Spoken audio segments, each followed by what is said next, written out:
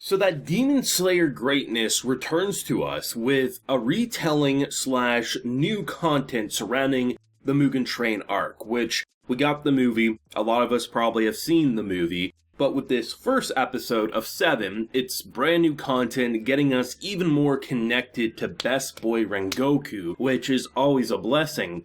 But there's also, over the next 6 episodes, supposedly it's like 60 or 70 new cuts, so not extraordinary, like, groundbreaking changing of scenes, but enough to warrant not only a second viewing, but making us say, there's already good enough reason to rewatch this arc, to get excited for the next arc that will be starting up rather soon, but rather just being like, goddamn, Demon Slayer's back. You could literally have just cut up the movie, added no new scenes, added no prequel episode to set it all up, and I probably still would have been watching. I've been humming and hawing if I was going to cover past this episode in order to, wait up for the new season here. I think it's called like the Red Light District, or I think it got renamed Entertainment District or something like that. Probably given that, they didn't want it to seem a little too like something else there.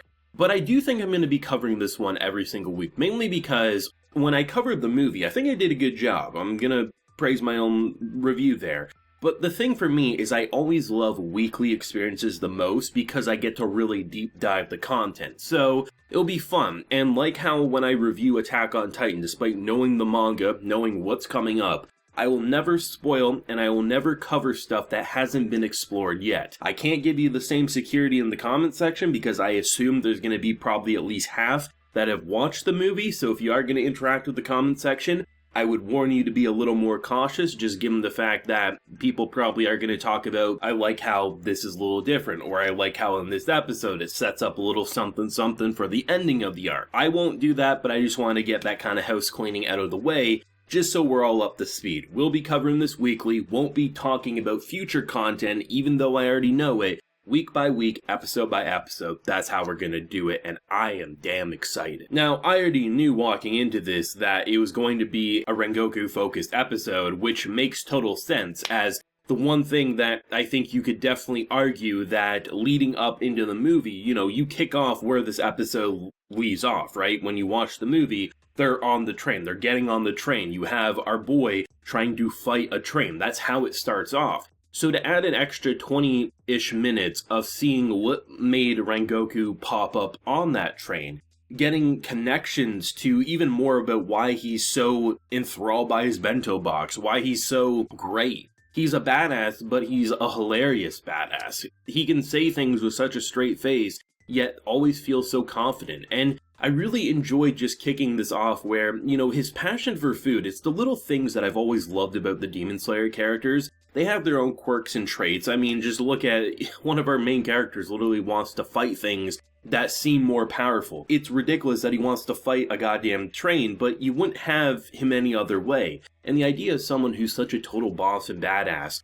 who is so engrossed in food that he can eat up your entire store, but he'll pay you for that, right? He's not the type of fat ass who's gonna he's gonna eat all your ramen bowls and then say, I don't have the money for it. We've seen that type of gimmick before. He's a very loyal, very respectable, and if there's a threat in front of you, that's who you want by your side, right? He clearly has a connection to his father. The fact that, in the final moments of the battle of this episode, the older lady was saying, oh, you saved us 20 years ago, because the exact movements and mannerisms are identical to that of his father. And he says, I promise you that I'll pass that message along. I'm sure you'll be happy. I think the best part of this episode for me, and it's going to seem a little weird probably for some people because the action's incredible, the humor's incredible, but that moment where they were giving him a bento box, right, as a reward, saying, hey, please take this is all we can offer you, but you saved our lives. And he offered to pay, and they said, no, please just take that, and he accepted. But in return, he bought the remainder, which was, a few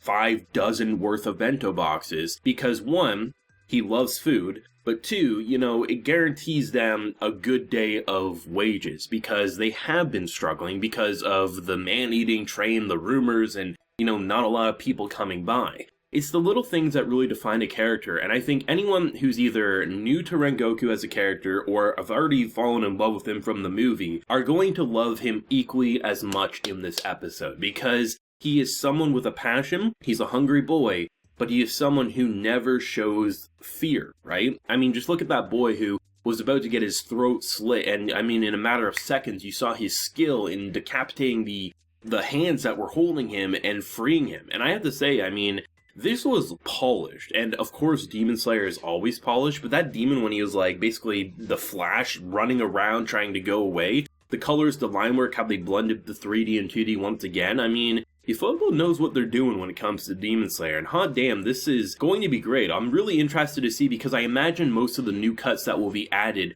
there might be a couple of action new shots that will be there, but I think mostly it'll be more of like just getting more connections because you have that extra runtime that you can use there, which will be really, really cool to see what they want to accomplish there. But I mean, Rengoku is easily, I think, the most impressive Demon Slayer character for me for how long I've known him. I mean, prior to this episode, I knew him for a movie, and it's not like he was on screen every single second, right? So to have a character leave a lasting impression that, holy shit, I already love the main cast, and then you get at the end of the episode when the credits are playing, or after the credits, you have that kind of like chibi cute aesthetic, like what does everyone feel of him? And no, everyone has high praise. Some poke fun that he's a little weird and things like that, but he is a respected person, and rightfully so. And I think that's what makes an episode like this so compelling, is that no matter if you knew him or not, it's hard not to say he's charming, he's quirky, he's a little odd, but he's one of the most respectable characters you could probably have in a show like Demon Slayer. He's honorable, he doesn't steal,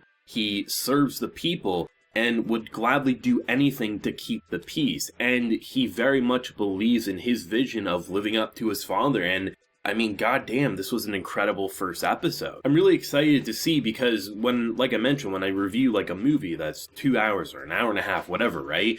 You know, you kind of compress your thoughts into chunks, but when watching weekly, you get to go scene by scene, moment by moment, and just like the idea that if I had this part attached to the movie, I may not have been as intrigued to talk about the woman and the child there, or the younger lady there who were just trying to make ends meet, but in an episode like this, they really stood out because I have 20-ish minutes to really take a look, and yeah, the action's incredible. I love the line work, I love the overall smoothness of the animation, and I love the badassery of Rengoku, but I love how they interacted with him. And that's always what's fun about covering shows weekly, and I'm really, really excited for more. Badass first episode, hilarious, and it was delicious. I would love that, you know, people just who don't watch Demon Slayer, they just see my thumbnail that says delicious. They're probably thinking, what the hell's wrong with this guy? But I mean, everyone who's seen this episode or know of Rengoku knows why I put delicious in the thumbnail. For more than one reason, but you get my point. Let me know your thoughts and feelings on this first episode, whether you are already a fan of the movie that came out a little while back for us English-speaking folks, or you're brand new to this arc. Like I said,